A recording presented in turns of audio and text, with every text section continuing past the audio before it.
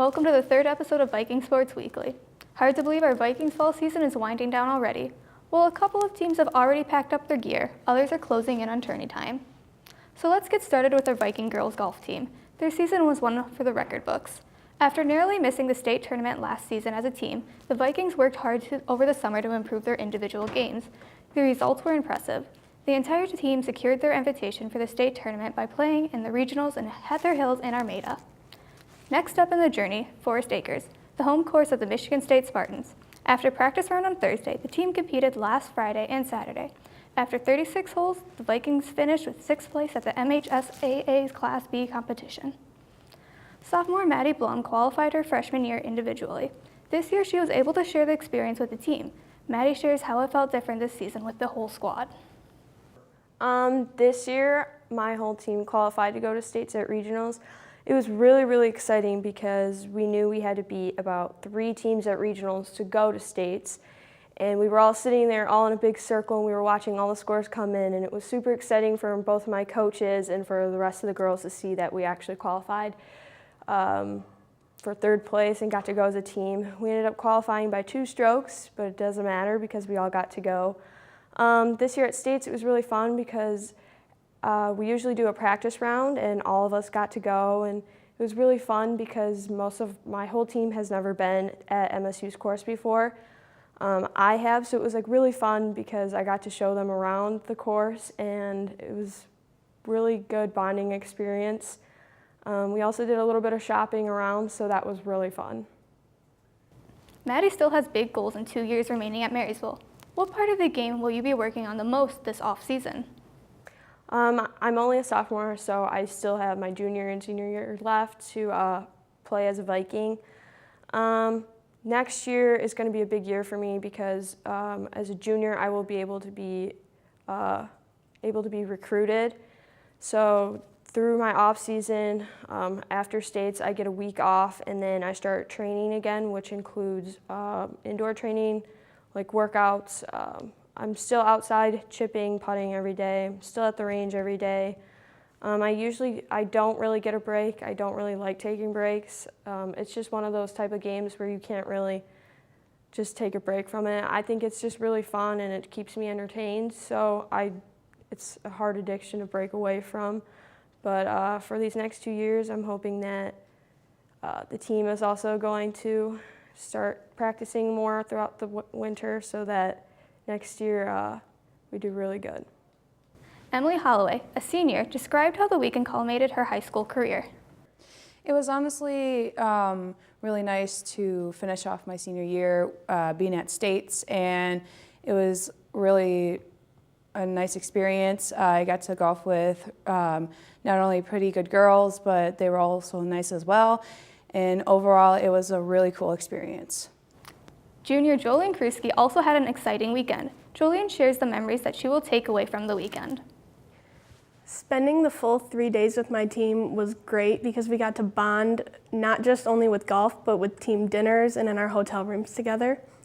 And finishing on Saturday knowing that our team did great was an awesome feeling and a great way to end the season. Congratulations to all our Viking golfers and to Coach Paul Matier on a great season. After a little downtime, we know the girls will be setting their sights on a return trip to the state finals. Now on to Metro Beach, where the girls and boys cross-country team competed in the MAC Division Championships.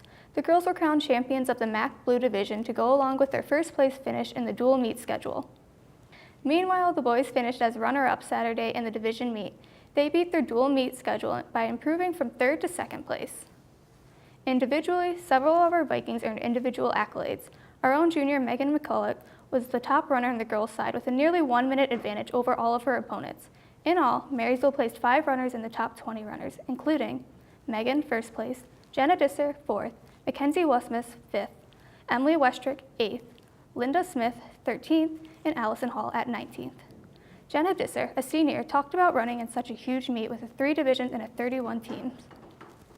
Well, This is the third time I've been able to run at Metro Beach, so I kind of knew what the course was going to be like. And it is very crowded at the very beginning of the race, but you become familiar with who you run with, and you're able to see where those people are in the pack, so you kind of be able to stick with them. And about 800 meters into the race, it begins to thin out, so it's not so much as everyone running out at that point. You begin to set your pace, and you stay with your groups roughly the entire time you're running the race.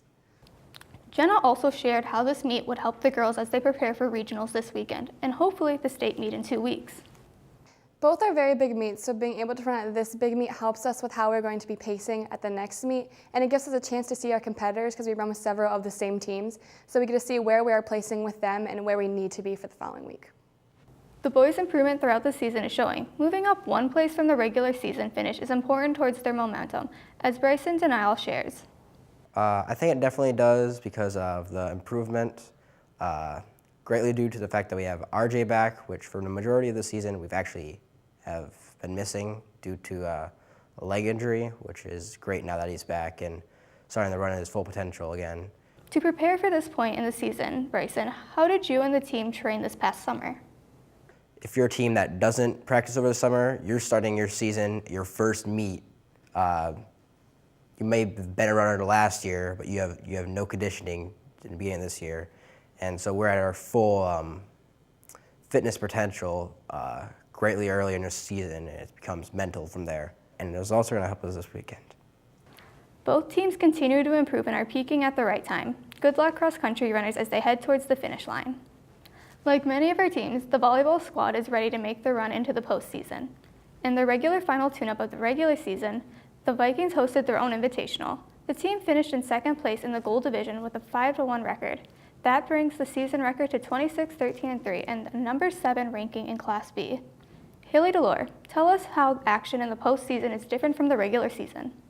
Postseason's a little different than regular season because if you lose, you're out, and we want to play obviously the whole time till states. And this year is our chance to do it because we have really good players on our team, which will not be here next year. But the younger girls are stepping it up and improving every day, so we're really excited. When the pressure gets turned up during an elimination play, how do you stay calm and together as a team?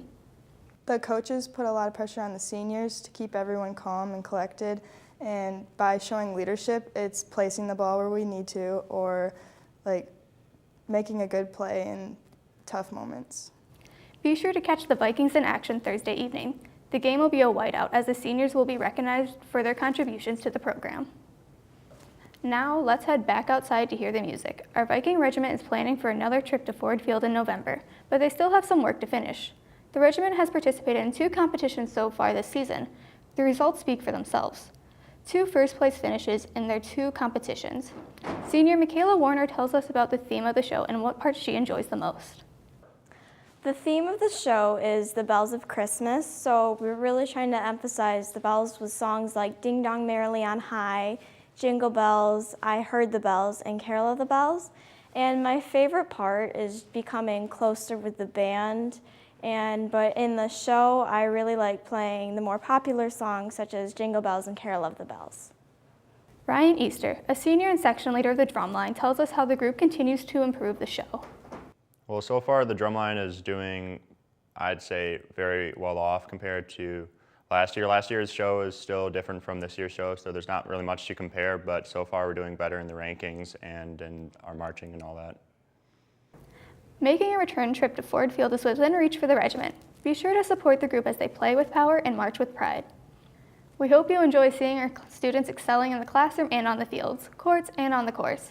Be sure to catch another Viking Sports Spotlight soon. I'm Larissa Marcelli for M6 Television, your hometown station.